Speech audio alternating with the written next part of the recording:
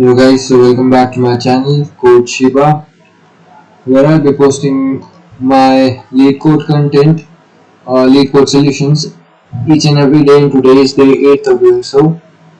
The problem that we'll be solving today is single element, which is lead code problem number 136.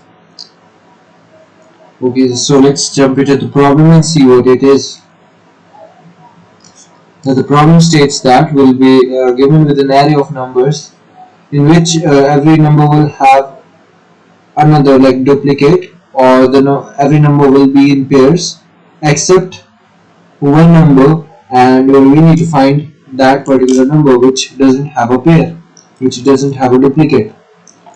So okay, you must implement solution with a linear runtime complexity and use only constant extra space. Okay, so these are the particular constraints for this problem, and let's see different approaches that we can use in order to solve this problem.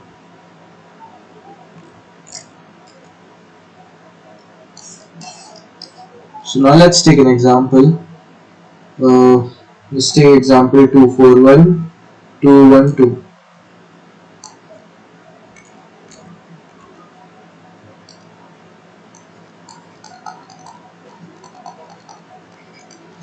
So the problem states that there are some numbers within the array and every number will have its duplicate. As we can see, with 1 we have another 1, with 2 we have another 2, but 4 here is alone. So we need to find a single element within the array. Now basically the first approach of this problem might be to sort the array. So what we can definitely do is, first of all, we can sort this array 1 1 2 2 and 4.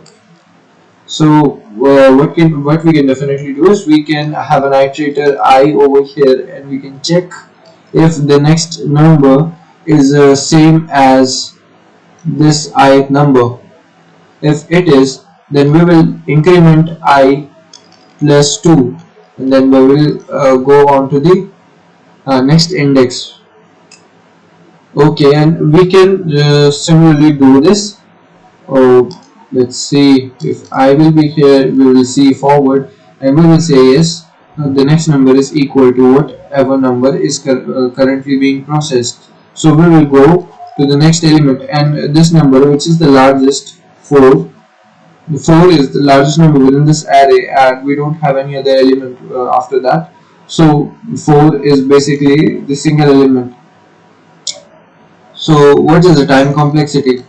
Depending upon the kind of sorting algorithm we are using, we can have different time complexities, and at max we will have n log n time complexity. At yes, if you are using something such as merge sort or something like that. Another approach that we can solve, yes, and the space complexity of this problem is this is a linear time space complexity solution, because we are not using any extra space. The second approach to this problem, might be using hash map. So let me just erase this previous approach, and we will have a fresh start looking at a new approach. Okay, we are fine. Now let's see. Approach second might be that we'll be using something as hash map within the array. So by using hash map, what we can definitely do is find elements with their count. We can store elements in a hash map like key value pair. We must be knowing that a hash map includes a key value pair, and in this hash map we will be taking elements as key and the count as value. So 4 will have 1 count, 1 will have 2 count, 2 will have 2 count. So every number will have 2 count, and then we can iterate through the hash map We can iterate through the hash map and look for a number. We can have a check condition which states we need to look for a number whose uh, count not equal to 2. So if this condition is true at some point, we will be returning that number. Okay, so this is the second approach to this problem. Now, the most optimal approach to this problem. But before going on to that, we must discuss about time and space complexity of this approach. So the time complexity of this approach should be time complex. Oh wait, the time complexity of this problem would be, first of all, we'll be inserting elements into hash map which will always take big of one time, and for every nth element we will be moving throughout the array, so it will basically take time complexity of big of n. Yes, and we are also we are iterating big of n 2 times, but the time complexity will boil down to big of n, and the space complexity for this problem would be big of n because of this hash map. Okay, so this is one of the solutions that we can use to solve this problem. Obviously, because the constraints given to us is that you must implement solution with the linear runtime complexity and only and use only constant extra space. Okay, so constant extra. It's fine. It's fine. The solution fine. So now the another approach that we can use not to solve this problem is not the most intuitive, but it is a really good approach. Let me just erase these things first of all.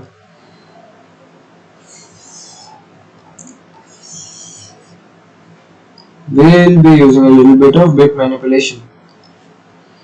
Okay, so the third approach would be using XOR, sign of XOR this and XOR this. We'll be using XOR operation, and why we're using XOR operation I'll just tell you in a bit. So for that we need to write like elements for 1 2 1 2. So now since elements are written in this order, I will just try to get their bit form. So for every element I'll be doing that. So now 4 will be 2 raised to power 2. So 2 raised to power 0, 2 raised to power 1, 2 raised to power 2. This is the bit form of 2, and this is bit form of 4.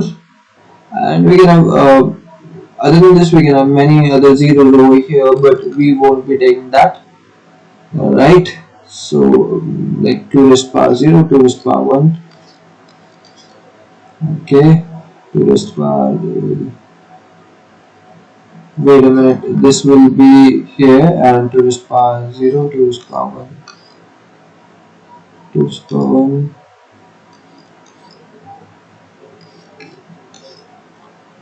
So the solution states that we will be let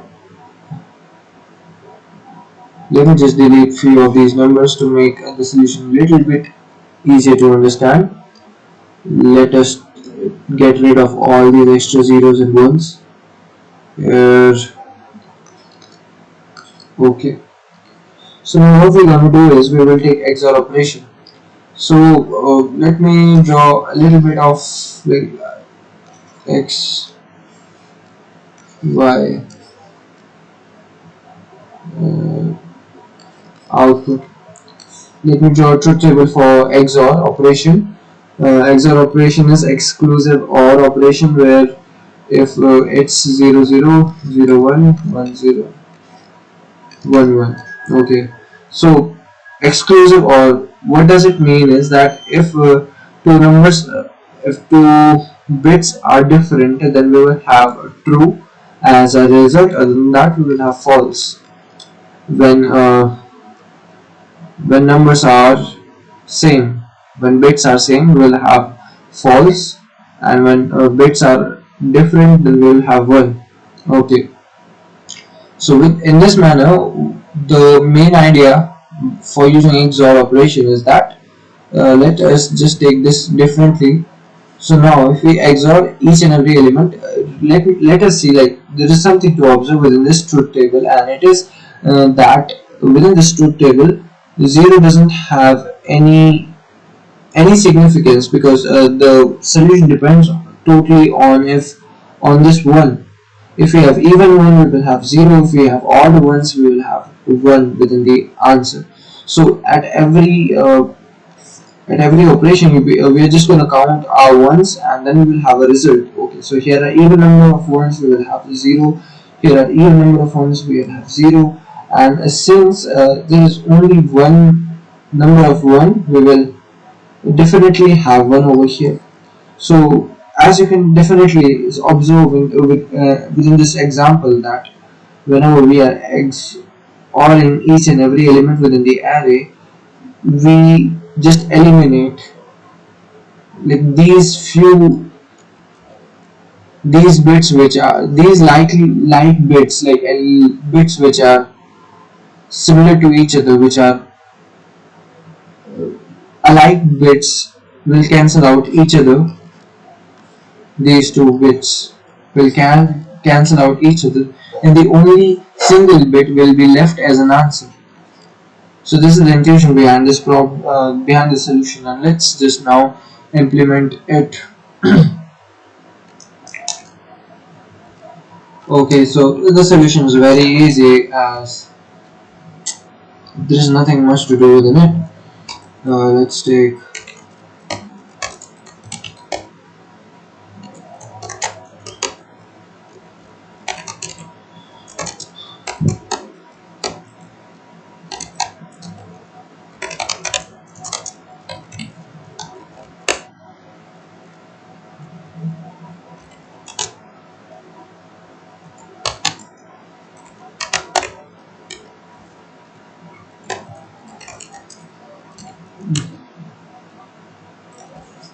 let's see if a solution is running. Let's see if a solution is running or not. So yes, our solution is running, and we are good to go. Let's submit this code and see if this solution works for a larger test case or not.